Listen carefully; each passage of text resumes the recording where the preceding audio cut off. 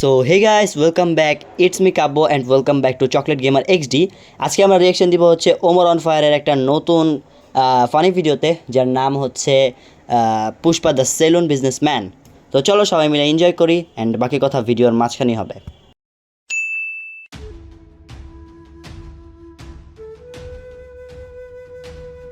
হঠাৎ করে পুষ্পা বাবু সিন্ডিকেটের মিটিং ডাকলো কে?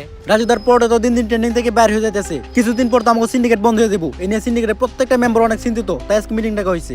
কিন্তু মিটিং এ তো সাজানো গোছানো কেন? আর পুষ্পা বাবু ঘুমাই কে? ঘুমাইবো না। আগে পুষ্পা বাবু তো স্যান্ডেল, এখন পরে জুতা নাইকি ডিওর। এই দান্ডা থেকে পুষ্পা অনেক টাকা কামাইছে, এইটা আমি শিওর। সত্য বলতে ভাই, ওদের যে স্ক্রিপ্টিংটা এটা আসলে মারাত্মক না, মানে ওদের যে কবিতাগুলো বা ছন্দগুলো যে বানানো হয় এটা মারাত্মক। আসলে ভাল লাগছে।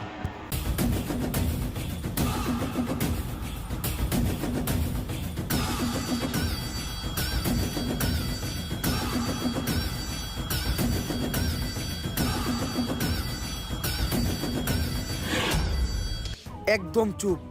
পুষ্পা বাবু যখন করব ঘেউ, তখন সবাই চুপ থাকবো, কথা কইব না কেউ। কিন্তু বাউ গেও তো কুত্তাই করে। তুইও চুপ। এই সিন্ডিকেট বন্ধ হইলে তোরা যেমন ক্ষতিগ্রস্ত হবি, তেমন আমিও কষ্ট পামু। কারণ এই সিন্ডিকেট হলো পুষ্পার সন্তানের মতো। পুষ্পা হইলো সিন্ডিকেটের মা। বাউ ডেলিভারি কি সিজারে হয়েছিল না নরমালি? খালি জুতাটা দিয়ে তোর গালে বাড়ি মারতে পারতাছি না, কারণ তোর গালের থেকে আমার জুতার দাম বেশি। আসলে ভাই এই জিনিসগুলো বেশি মজা লাগে, মানে এখানে যে একটা ব্যাপার হয়েছে, এই ব্যাপারগুলো আসলে অনেক বেশি ভাল লাগতেছে। আসলে যেভাবে ওরা ডায়লগুলো থ্রো করতেছে, যেভাবে ওদের ডেলিভারি দিতেছে, মানে ও যে একটা মানুষ, ওদের একটা অন্যরকম লোক, সেটা ও বুঝাইতেই পারছে ওর অ্যাক্টিংয়ের মাধ্যমে। আমরা সফল হইতে পারবো। বাউ আপনি তো ভাইরালও না, ভাইরাল হইলে বই লিখতে পারতেন। ব্যবসা ভালো, আবার মাঝে মাঝে মেয়ের হাত ধরে ছবিও তুলে। কস কি এক কামে দুই কাম।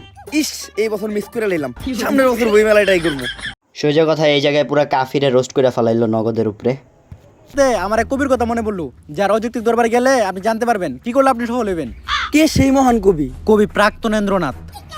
কিন্তু ভাও একটা সমস্যা আছে, উনি শুধু মেয়েদের হাতই ধরে, আর কোনো পুরুষ না, শুধু মেয়েদের সাথে দেখা করে। সমস্যা নাই ভাও, এই কামের লিগা তো আমাকে শিবালি ভাবি আছেই।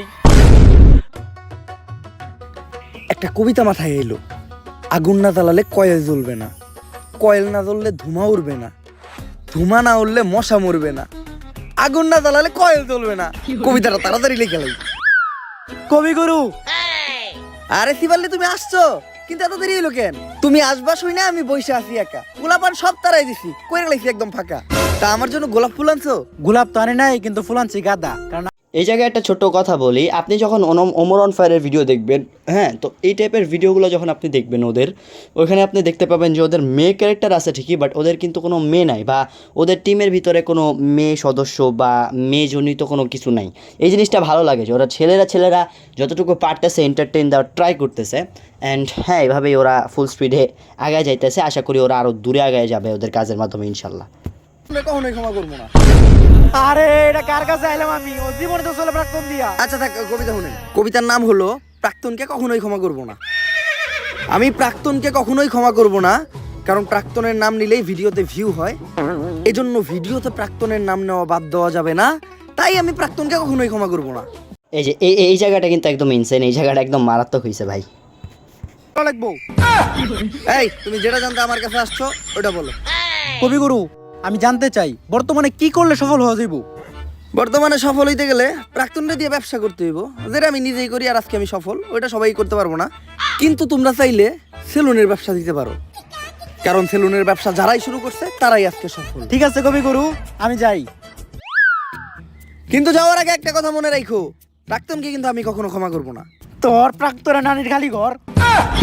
ওমর অন ফায়ার হচ্ছে একটা ব্র্যান্ড ভাই, ও যেটা বানায় সেটা হচ্ছে নেক্সট লেভেল বানায়। অ্যান্ড আজকের ভিডিওটা জাস্ট একটা নর্মাল ভিডিও ছিল, এখানে কোনো এডিট ফেডিট কিছু ছিল না। অ্যান্ড আজকের ভয়েস আর কোয়ালিটিও অনেক খারাপ হয়েছে, আমি জানি আজকের ভিডিওটা খুব একটা ভালো হয় নাই। জাস্ট ভাবলাম যে একটা চ্যানেলে পড়ে আছে, অনেকদিন ধরে ভিডিও দিতেছি না, তো সেই হিসাবে ওমর অন ফায়ার একটা নতুন ভিডিও আপলোড করছে, হালকা পাতলা রিয়েকশন দেই। আসলে প্রথমবারে তেমন কিছুই হয় না, জাস্ট কাফির একটুখানি হালকা করে ধুয়ে দিছে আর কি। ওমর অন ফায়ার এরকমটাই করে, প্রত্যেকটা ভিডিওতে ভিডিওর নামে জাস্ট রোস্ট ভিডিও বানায়। যাই হোক, সেটা বড় কথা না, বড় কথা হচ্ছে ভিডিওটা কেমন লাগছে তো অবশ্যই কমেন্ট করে জানান। জানি ভালো হয় নাই, বাট তারপরও ভালো লাগলে অবশ্যই কমেন্ট করে জানাবেন। আর চ্যানেলে নতুন হয়ে থাকলে সাবস্ক্রাইব করে দিবেন। আজকের মতো এই পর্যন্তই, ভালো থাকবেন, সুস্থ থাকবেন, আল্লাহ হাফেজ। আর হ্যাঁ, অবশ্যই নেক্সট পার্ট চাইলে অবশ্যই কমেন্ট করবেন।